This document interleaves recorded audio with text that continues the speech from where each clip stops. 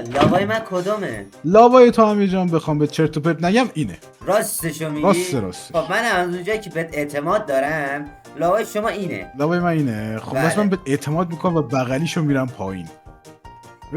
واه ایول درست گفتی. او بنازم.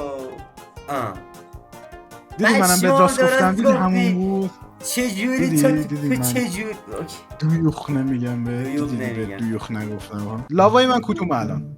لاوای شما اینه. دقیقا اینه. اینه. روبرو آره. لاوای تو هم اینه. خب آره. از اونجایی که باز بهت اعتماد کنم چون نمیدونم اول میخوای منو بزنی از همین میرم. دروغگوی لاوای جان. تو واقعا راستشو گفتی. خیلی ای آدم بابا. خوبی هستی. همین ناراحت شدم واقعا. لاوای من من دلم سوخت برات. لاوای تو اینه. لاوای تو هم همونه دقیقا. خب من این بریم. منم اینوری رو میرم حالا که اینجوریه. حالا که اینجوریه منم اینوری رو میرم. باشه. راستشو بهت راست گفتم. گفتی. آدم دروغگو. لاوای شما اینه. لاوای تو هم دقیقا همونه. من دارم راستشو بهت میگم امیر. من اینو میرم.